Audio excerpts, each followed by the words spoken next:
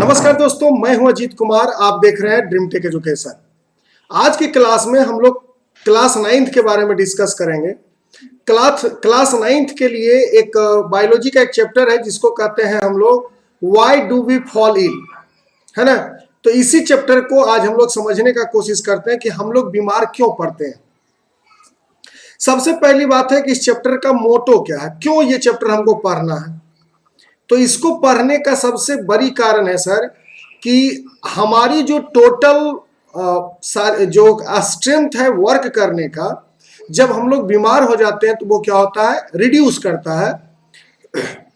तो इसीलिए हम लोग आज इस चैप्टर को समझेंगे।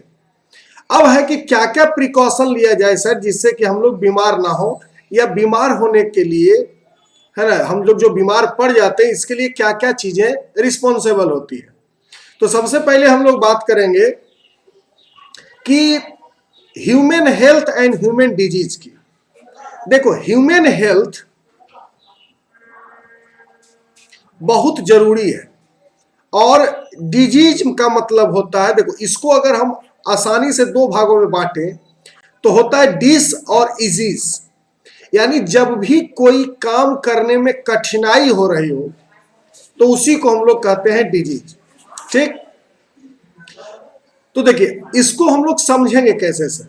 सबसे पहले समझेंगे कि every living organism may be plant और animal required food for survival, maintenance, growth and development. अगर हम लोग को प्रॉपर न्यूट्रिशन मिलता रहे, है ना, अगर प्रॉपर न्यूट्रिशन मिलता रहे तो क्या होगा, हम लोग ग्रो करेंगे आसानी से, है ना। जो हमारा ग्रोथ है वो आसानी से होगा। हम हमारे जो शरीर को जिस चीजों की रिक्वायरमेंट है वो अच्छे से होगी, और जिसके कारण हमारा फिजिकल, मेंटल, ये सब जो डेवलपमेंट है सर, है ना, ये सब जो डेवलपमेंट है वो क्या होगा, आसानी से संभव हो सकेगा। ठीक, आगे पढ़ते हैं कि nutrition is required in A sufficient amount. ठीक, अब ऐसा नहीं कि अगर हम बात करें न्यूट्रिशन की, है ना, तो न्यूट्रिशन में क्या है कि जो मिनरल फॉर्म में हमें जरूरत है, जैसे मान लेते हैं कि हमें आयरन की जरूरत है सर, तो ऐसा नहीं कि आयरन की जरूरत को पूरा करने के लिए हम सिर्फ आयरन को ही यूज करें, है ना। तो ऐसी स्थिति में क्या कहा जाता है कि हमें एक स्पेसिफिक अमाउंट की जरूरत होती है। यह स्पेसिफिक अमाउंट की जरूरत होती है। प्रॉपर डाइटरी कहा जाता है, जो डाइट हम लोग लेते हैं, जो खाते हैं, उसी को कहा जाता है डाइटरी हैबिट, है ना। Led to sound health, proper mental development. Sound health का मतलब यहां पे है कि हम लोग अपने हेल्थ के बारे में सजग है, मतलब एक अच्छा हेल्थ को साउंड हेल्थ कहा जाता है, और प्रॉपर मेंटल डेवलपमेंट के लिए। अब बात कर सकते हैं, a person is said to be healthy if. अब क्वेश्चन आता है कि किस आदमी को हम लोग हेल्दी कहेंगे, है ना। हेल्दी के लिए कुछ तो रिक्वायरमेंट्स होगा, तो हम लोग किसको हेल्दी कहेंगे सर। तो सबसे पहली बात आती है कि has no symptom of disease. वैसे व्यक्ति जिसके पास डिजीज का कोई सिम्टम नहीं है उसको हम लोग कहेंगे हेल्दी पर्सन। दूसरा आता है हैज नो फिजिकल डिफॉर्मिलिटी, जिससे फिजिकल डिफॉर्मिलिटी नहीं हो, जैसे वो डिसेबल्ड नहीं होना चाहिए, है ना, डिसेबल्ड नहीं हो, जिसको कि हम लोग क्या कहते हैं, अपंग कहते हैं, वो अपंग नहीं होना चाहिए। ठीक, इसके बाद आता है has no mental problem and social tension. ना तो उस आदमी के पास मेंटल प्रॉब्लम होना चाहिए और ना ही उसको सोशल प्रॉब्लम होना चाहिए, यानी सोशल टेंशन होना चाहिए। सोशल टेंशन को हम लोग, है ना, सोशल टेंशन को हम लोग कैसे समझते हैं सर, तो ये सामाजिक दबाव है ना। क्या है, सामाजिक दबाव। जैसे आप लोग अभी क्लास 9th में हो तो आपको बहुत सारे चचा लोग अभी से ही 10th क्लास के बोर्ड के लिए, है ना, प्रेशराइज करना चालू कर दिए होंगे। वो चाहे आपके गार्जियन हो सकते हैं, आपके अड़ोसी पड़ोसी हो सकते हैं। तो ये सब जो लोग हैं वो आपको अभी से ही टेंशनाइज कर रहे होंगे कि देखेंगे बोर्ड में कितना लाओगे, है ना। तो इसी को हम लोग कहते हैं सामाजिक दबाव, इसी को कहा जाता है सोशल टेंशन। इसके बाद है हैज ए प्रॉस्पेरियस लाइफ, उसके लाइफ में किसी चीज की कमी नहीं होनी चाहिए। और हैज सफिशिएंट बैलेंस डाइट। देखो ये जो बैलेंस डाइट है ये बहुत बड़ा माइनेटरी चीज है। किसी भी आदमी के लिए बैलेंस डाइट का होना बहुत जरूरी है। अब देखो ये बैलेंस डाइट है क्या, हमारे शरीर को बहुत सारे चीजों की जरूरत होती है और ये जो जरूरत है वो सफिशिएंट अमाउंट में होना जरूरी है। इस सफिशिएंट अमाउंट में अगर कोई ऐसी डाइट हो जो वो सभी को आराम से डिजोल्व कर दे तो उसी को हम लोग कहते हैं बैलेंस डाइट। ठीक, उसी को हम लोग क्या कहते हैं, बैलेंस डाइट। अब हम बात करते हैं किसकी, कि व्हाट इज हेल्थ, है ना। हेल्थ क्या है, तो देखिए हेल्थ के लिए 1947 में WHO, है ना, जिसको कहते हैं वर्ल्ड हेल्थ ऑर्गेनाइजेशन, कब, तो 1947 में एक रिपोर्ट में बोला था कि health is a status of physical, mental and social wellbeings and not merely the absence of disease and infirmity. Health का मतलब सिर्फ ये नहीं है कि वो सोशल, फिजिकल और मेंटल अच्छा होना चाहिए, साथ ही साथ अब्सेंस ऑफ डिजीज भी हो, है ना, और किसी भी डिजीज का उसमें लक्षण भी नहीं दिखे, यही कहलाता है हेल्थ।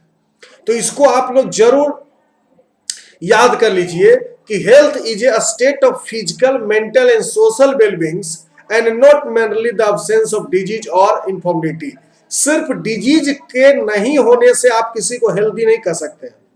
हेल्थ का मतलब होता है फिजिकल, मेंटल और सोशल से जुड़ा हुआ। अगर डिजीज फ्री है लेकिन वो एक ऐसे सोसाइटी में रह रहा हो सर जहां अच्छी चीजें नहीं सोची जाती है तो वो सोशल इलनेस का शिकार हो जाएगा, है ना, सोशल इलनेस का शिकार हो जाएगा, वो सामाजिक बीमारी हो जाएगी उसको।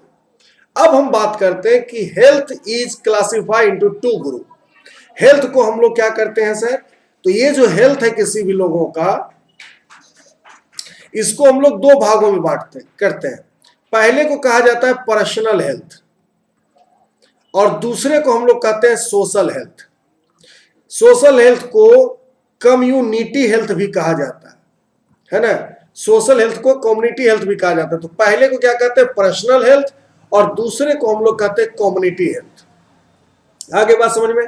तो इस स्लाइड से हमको क्या मिला, हेल्थ का डिफिनेशन और कितने प्रकार के हेल्थ होते हैं। तो अब आगे के स्लाइड में हम लोग एक एक करके समझने का कोशिश करेंगे कि पर्सनल हेल्थ क्या होता है और कम्युनिटी हेल्थ क्या होता है। सबसे पहले हम लोग बात करेंगे पर्सनल हेल्थ की। पर्सनल हेल्थ क्या है सर, कि the state of physical, mental and social wellbeings of any individual is called personal health. अगर किसी एक आदमी का नाम ले लो, जैसे मेरा फेवरेट नाम है रजुआ, है ना, रजुआ को अगर फिजिकल, मेंटल और सोशल प्रॉब्लम नहीं है तो इसमें रजुआ को हेल्थ कहा जा सकता है, ना कि राजू के रहने वाले प्रत्येक सोसाइटी को, है ना। तो पर्सनल हेल्थ का मतलब यही होता है कि the state of physical, mental and social wellbeings of an individual is called personal health. अब हम बात करते हैं कि only one individual maintain her or health life. ठीक, मतलब कि जिस आदमी के पर्सनल हेल्थ की बात कर रहे हैं वो अपना अगर हेल्थ मेंटेन कर सकता है, वो सिर्फ अपना ही हेल्थ मेंटेन कर सकता है। Only one individual maintain his और हर लाइफ। अगर वो लड़का है तो हिज लाइफ और लड़की है तो हर life.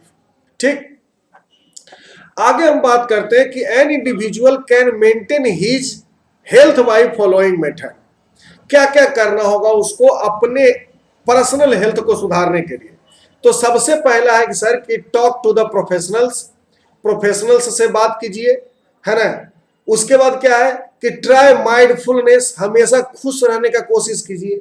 Give your self down time, सही समय का स्लीपिंग ऑर्डर उसका होना चाहिए, एक्सरसाइज करना चाहिए प्रत्येक दिन, सही खाना खाना चाहिए और सोशल कांटेक्ट में रहना चाहिए। उन्हें एक दोस्त की जरूरत होगी जिंदगी में, उस दोस्त के साथ उसको जिंदगी जीना चाहिए। तो ये सब अगर काम हम लोग करते हैं कि अगर हमारे हेल्थ में कोई दिक्कत है तो हम प्रोफेशनल से मदद लेंगे, है ना, एक पॉजिटिव थिंकिंग रखेंगे सर, सही समय से सोएंगे, एक्सरसाइज करेंगे, अच्छा खाना खाएंगे और एक कनेक्शन बना के रखेंगे लोगों से, तो इससे मेरा पर्सनल हेल्थ सुधरने के चांसेस है। अब हम लोग बात करते हैं कम्युनिटी हेल्थ की। ये क्या है सर कि it is maintenance, protection and improvement of health of the whole community. अगर किसी एक कम्युनिटी की बात कर सकते हैं, जैसे मान लेते हैं कि कहीं में लिखा हुआ है वार्ड नंबर 4, तो वार्ड नंबर 4 के प्रत्येक लोग का प्रोटेक्शन और इंप्रूवमेंट ऑफ हेल्थ जो है यही कहलाएगा community health of ward number 4। ठीक, इसके लिए भी कुछ चीजें हैं कि किस तरीके से हम किसी कम्युनिटी का हेल्थ सुधार सकते हैं। तो इसके लिए एजुकेशन प्रॉपर होना चाहिए, है ना, इकोनॉमिक स्टेबिलिटी होनी चाहिए, हेल्थ केयर फैसिलिटी वहां पे होना चाहिए, अच्छा इन्वायरमेंट है और सोशल कम्युनिटी कॉन्टेक्स्ट हो। ये सब पांचों चीज होने से पढ़ा लिखा इंसान होना चाहिए। जब एजुकेटेड लोग होंगे, है ना, अगर एजुकेटेड पीपल होगा, समझ गए, तो एजुकेटेड पीपल क्या होगा, एक अच्छा सोसाइटी बनाएगा। अगर एक स्टेबल इनकम है तो वो अपने फैमिली के लिए अच्छे अच्छे चीज ला सकते हैं, है ना, और वो प्रॉपर डाइट प्रोवाइड कर सकते हैं अपने फैमिली को। उसके बाद क्या है कि अगर वो बीमार पड़ जाता है सर तो उसको हॉस्पिटल मिलना चाहिए, है ना, एक अच्छा इन्वायरमेंट हो। तो ये सब चीजें से हम लोग कम्युनिटी हेल्थ को सुधार सकते हैं। अब हम बात करते हैं टर्म रिलेटेड टू डिजीज। सबसे पहले बात करते हैं infection. What is infection? Infection का मतलब होता है द एंट्री ऑफ पैथोजीन। ये देखो, पैथोजीन वैसे ऑर्गेनिज्म को कहा जाता है सर जिसके द्वारा हमको बीमार करने वाले जो जर्म्स होते हैं वो हमारे शरीर के अंदर आते हैं। जैसे पैथोजीन में क्या आ सकता है, तो इसके लिए आ सकता है फ्लाई, है ना, मॉस्किटो जा सकते हैं। तो ये सब पैथोजीन्स कहते हैं। The entry of the pathogen in the body is called infection. दूसरा जो टर्म हमको पढ़ना है वो पढ़ना एंटीबायोटिक। अभी तो कोरोना का समय चल रहा है तो आप लोग इस टर्म को बार बार सुनते होंगे, एंटीबायोटिक। देखो, एंटीबायोटिक एक ऐसा केमिकल है जो हमारे शरीर के द्वारा रिलीज किया जाता है ना, और ये क्या करता है केमिकल, जो हमारे शरीर में जर्म्स आए हैं उसको बढ़ने से रोकता है ना, उसको बढ़ने से क्या करता है, रोकता है। यानी कि antibiotics are chemicals that kill or stop the growth of certain kind of microbes. जो माइक्रोब्स हमारे शरीर के अंदर आए हैं उनके डेवलपमेंट को या उनके ग्रोथ को ये क्या करेगा, रोक देगा। इसी को हम लोग कहते हैं एंटीबायोटिक्स। अब आता है पैथोजीन क्या है सर। तो पैथोजीन तो पहले बता दिए हैं कि disease causing micro organism, disease causing micro organism is called pathogens. अब बात करते हैं वैक्सीन की। देखिए, वैक्सीन होता क्या है, सबसे पहले हम लोग समझेंगे a vaccine is a suspension of disease producing micro organism. जैसे मान लो कि किसी आदमी को कोरोना हो गया, है ना, तो ये जो कोरोना है वो किसके कारण होता है जी, तो कोविड के कारण होता है। ये कोविड एक तरीके का वायरस है जिससे होता है। तो कोविड को ही स्टिमुलेट करके, है ना, या इसी के सिस्टम को क्या करेगा, मॉडिफाई करके हम अपने शरीर के लायक बना लेते हैं। अगर ये मॉडिफाइड नहीं होता है तो वो हमको बीमार करता है, और जब ये मॉडिफाइड हो जाता है तो बीमार करने वाले जर्म्स से लड़ता है। इसी को कहते हैं वैक्सीन। तो क्या लिखेंगे, vaccine is a suspension of disease producing micro organism which is modified by killing or weakening so that the suspension will not cause disease. इसके कारण क्या होगा, आदमी को बीमारी नहीं होगी। अब हम लोग बात करते हैं किसकी, एंटीबॉडीज की। देखो, एंटीबॉडीज क्या है, there are special chemical found in the body. हमारे शरीर के अंदर बहुत सारे ऐसे केमिकल्स पाए जाते हैं जो कि क्या करता है, किसी भी जर्म्स के अगेंस्ट में काम करता है।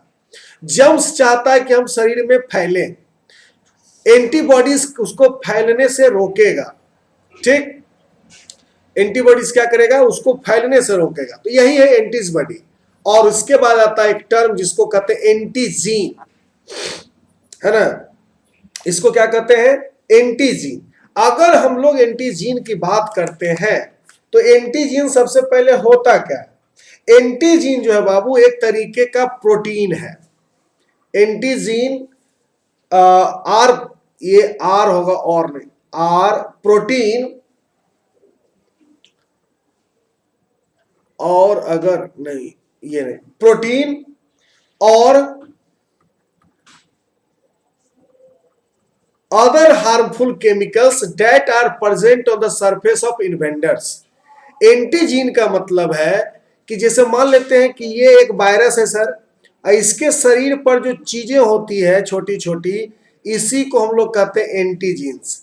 ये कोरोना में देखा होगा इस तरीके का निकला होता है, इसी को हम लोग कहते हैं क्या, एंटीजीन्स। ठीक, तो ये कुछ टर्म रिलेटेड है जो इस चैप्टर में बार बार यूज आएगा और इसके बारे में हमें पढ़ना होगा।